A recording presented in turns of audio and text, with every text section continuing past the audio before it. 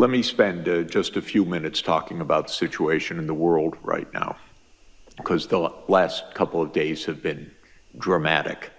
Now, there is no guarantee that we avoid catastrophe because the world's not well led, and the world is in a very unstable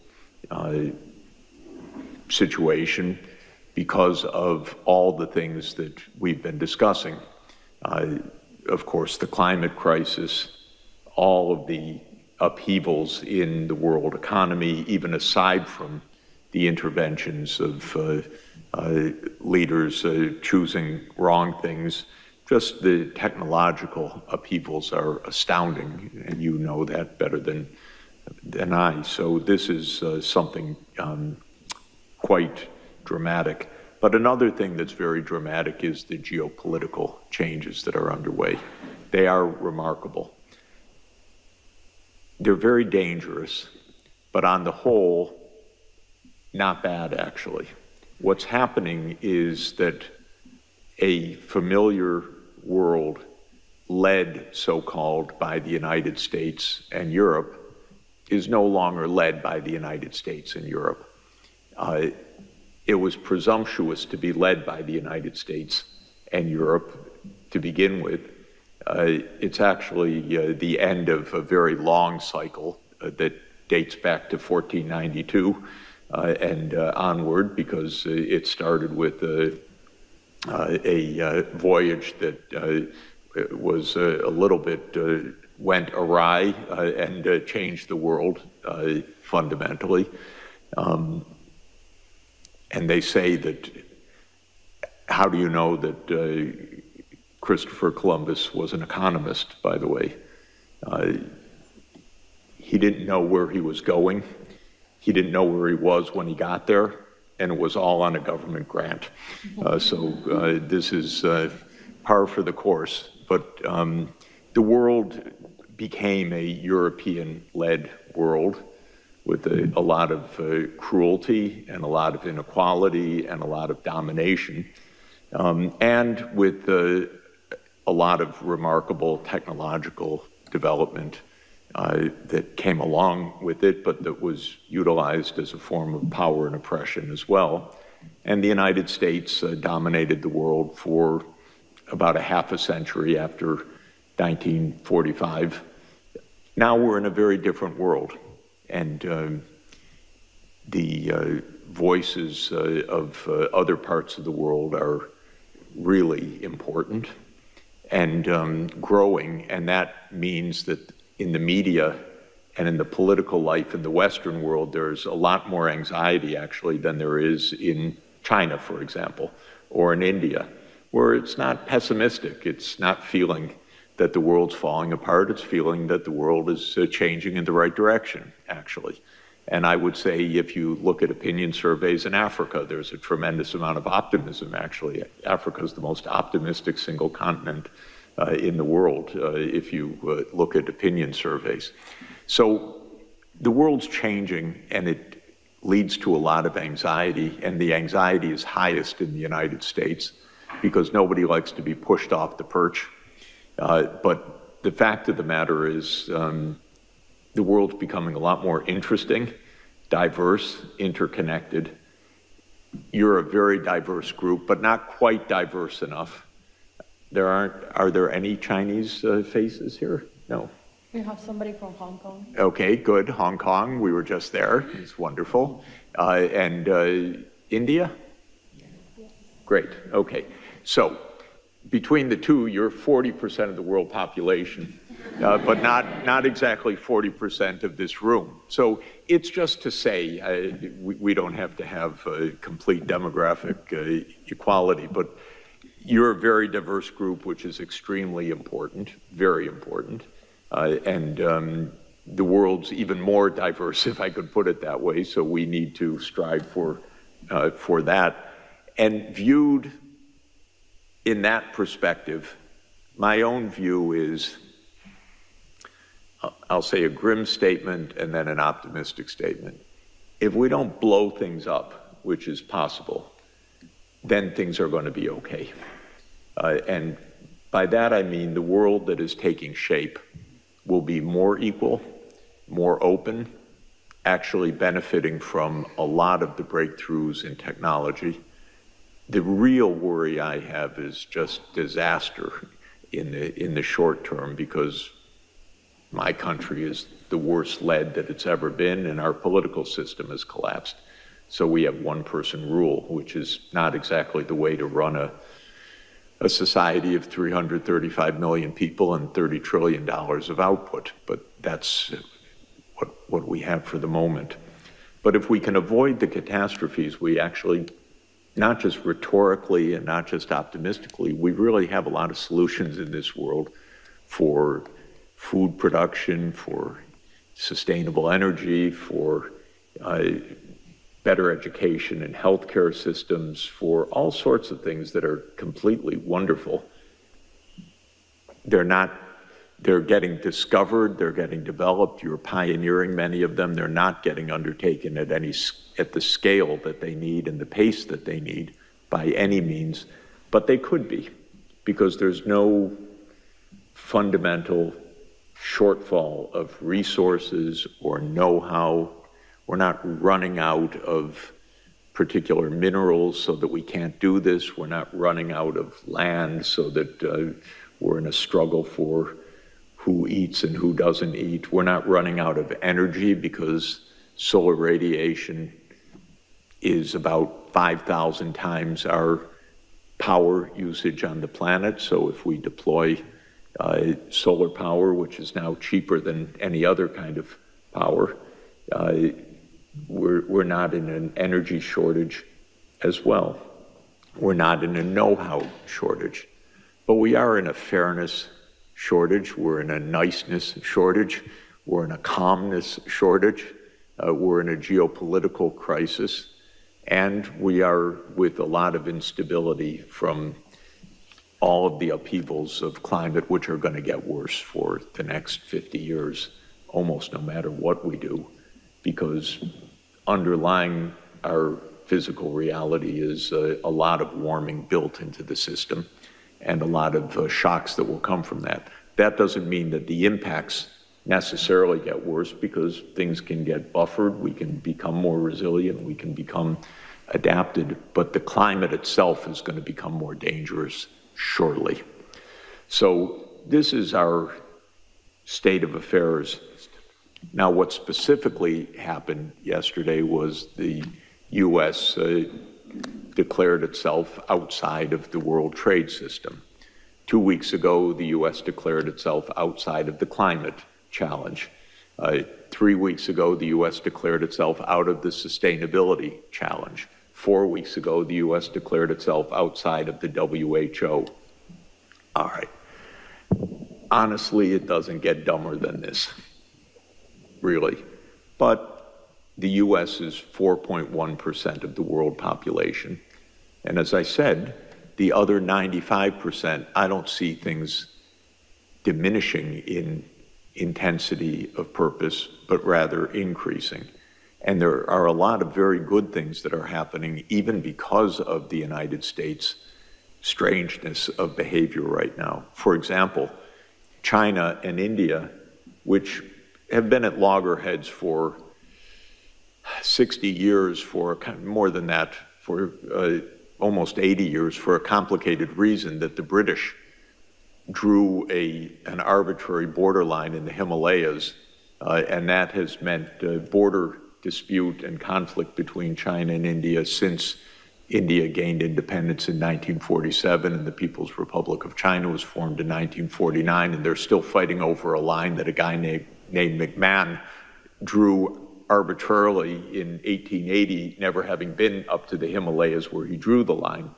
And there is, by the way, a theorem that I kind of subscribe to, that all problems in the world go back to the British. So that's true in the Middle East, it's true in the Himalayas, it's true in much of the world. Yes, it's true all over Africa. It is actually a very good rule of thumb. It's not quite a proven theorem, but it's a very good rule of thumb. In any event, the Indian and Chinese foreign ministers got together and said, what are we fighting about? We should trade more, we should invest more. And then very positive statements came from Prime Minister Modi and from President Xi. Then last week, 3 other countries that are at loggerheads for no reason in the world, honestly, China, Korea, and Japan. They are divided because the United States says you're on our side and they're the enemy to China and Japan, and to Korea and Japan vis-a-vis China. The 3 got together because they see the U.S.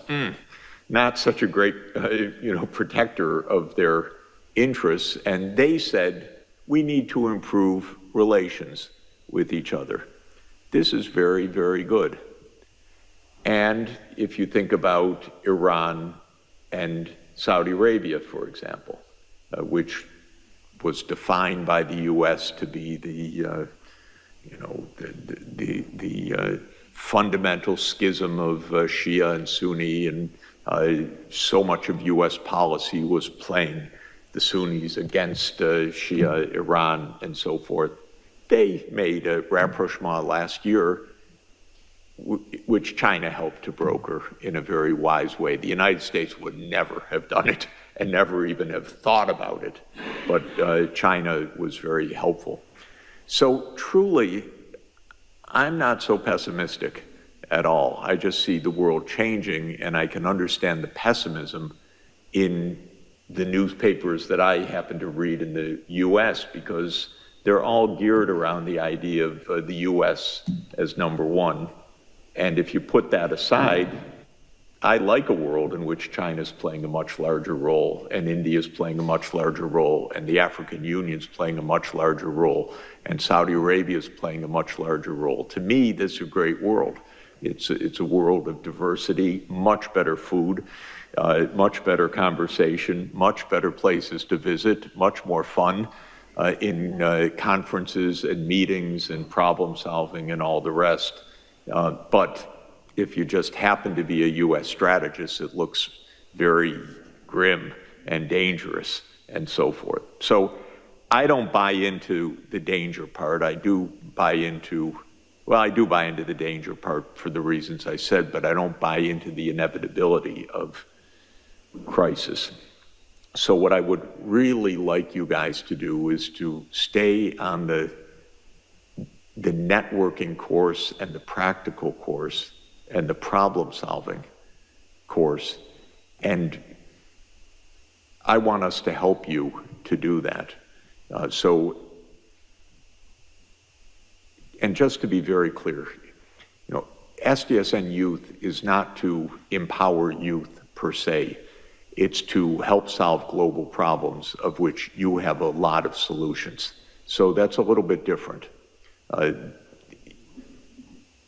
We have a little more access than you do to some places, being older and gray hair, but you know how to fix our phones and computers a lot better than we do, and what's going on with the latest apps and how to use them and so forth. And that's actually unique knowledge in our world right now. And so it's really important that you're at the table. It's true, you should be at the table for 2 reasons. One, to protect the interests of your generation against 78-year-old U.S. presidents that don't know how to think ahead. So that's true, but I don't think that's the main reason you should be at the table. The main reason you should be at the table is you can help move this agenda forward in a very significant way. So I had good experience when I was young. Luckily thrust into places where I could do something at an early stage of my career. And thank God it worked, because otherwise that would have been the end of it. But in any event, you can do a lot. But I also know we can help you too, because you learn a lot actually along the way as well. Every day I learn something that I say, I cannot believe I didn't know that for the last 50 years of trying to know what I know. and pretty fundamental stuff every day, which is weird to me, actually, because by now it should be kind of rote, but it's not rote at all. There's just so much to learn.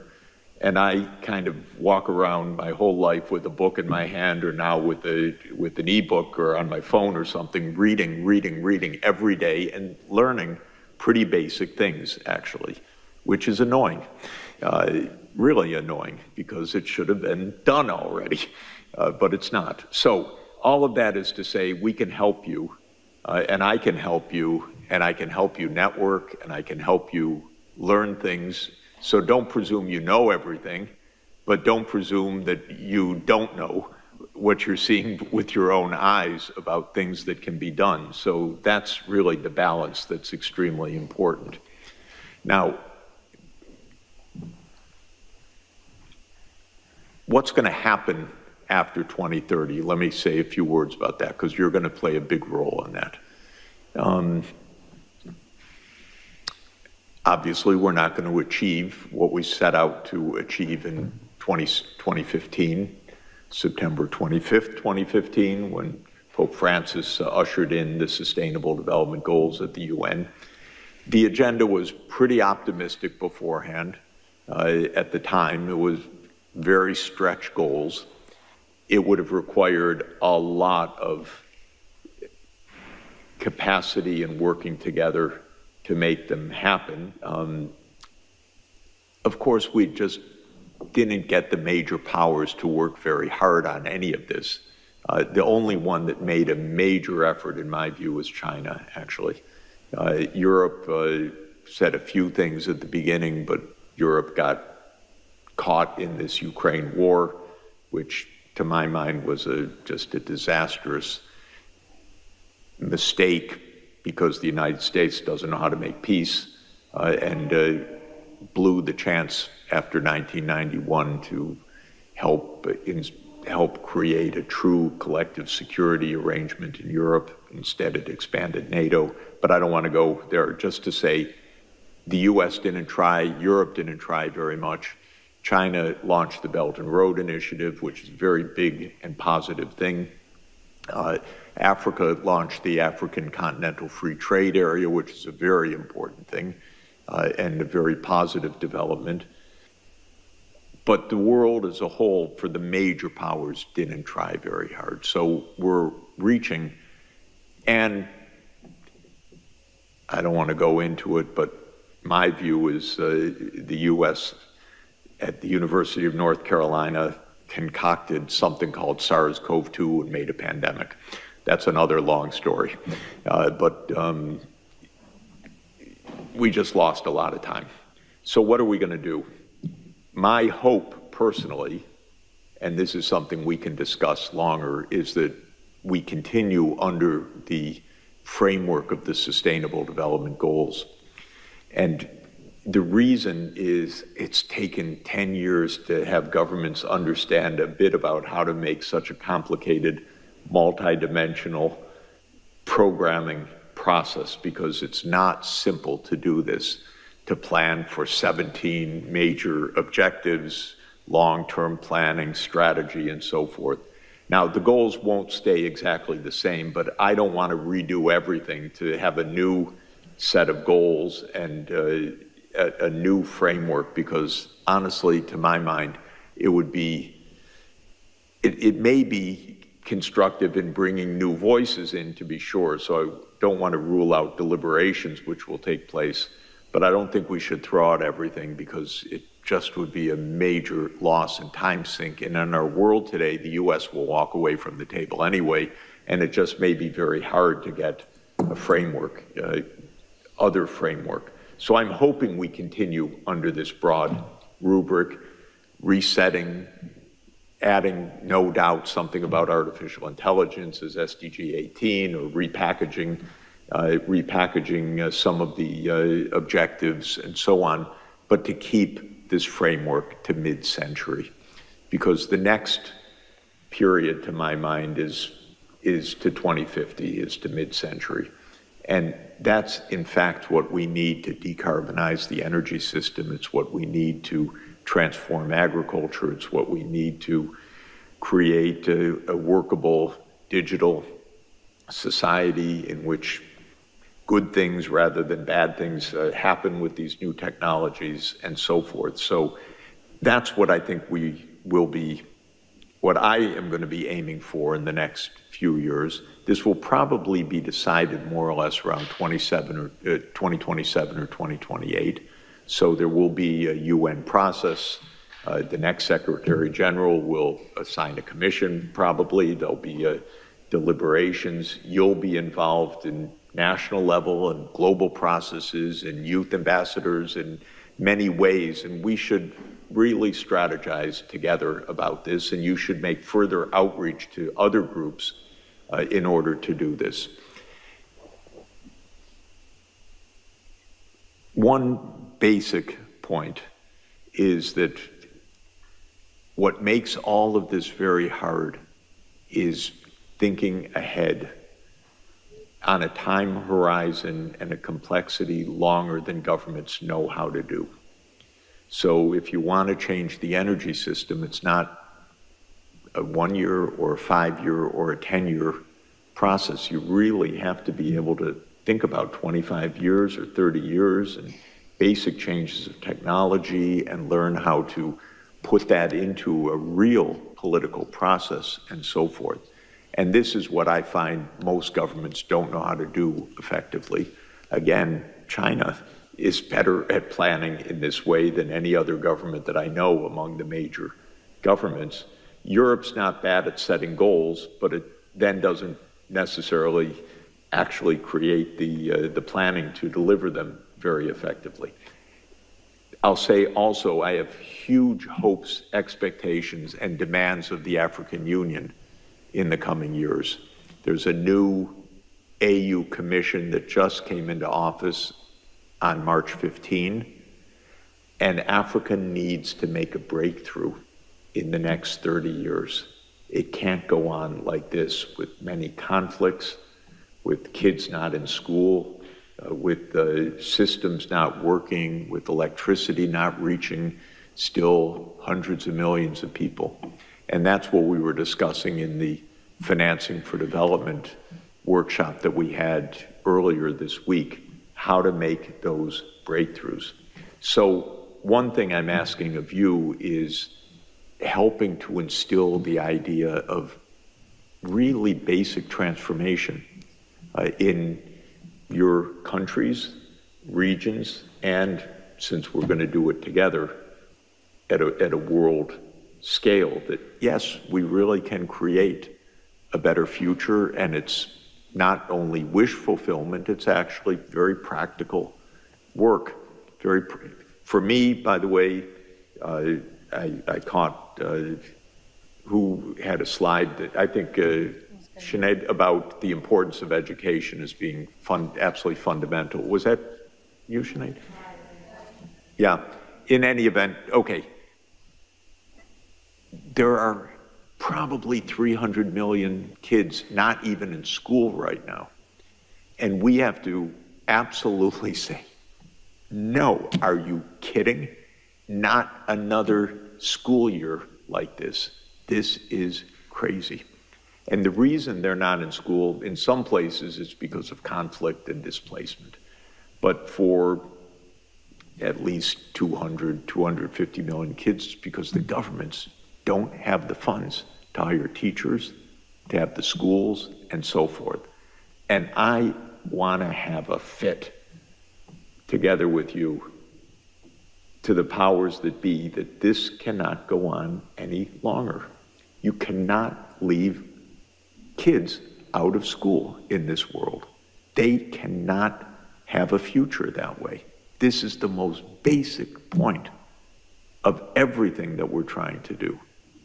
Every one of you had the fortune, and you probably had a lot of struggles, twists and turns, good luck, parents that helped, friends that helped, family that helped somehow that you could get an education. But I think that's the first thing we really need to do, is to put our foot down and say, no more faking it to the host countries, but they don't have the money, to the IMF, to the World Bank, to China to anyone else, you gotta help make sure that all the kids are in school, period. And then there are all the other issues that we're dealing with. I won't belabor the point any longer because I know the time is short. But you guys are really important in this process. And to add to your importance, connect with others that you think we need to bring into this process, because this is a very powerful group that can really make a huge difference and can really, by the way, you can help the older ministers in the government, the presidents and so forth, understand this is no joke. This is real for your societies. This really can be done. You can tell them Professor Sachs said so, and that they got to get on with it, and that we're here to help, and we're going to get the financing that they need. We really are going to get the financing that governments need, but you need to help lay out the plans, the ideas, very operational, the wonderful things that can be done, and really inspire your countries and your friends and the businesses you're dealing with, and think very, very big. And let's plan to meet every few weeks to keep that up.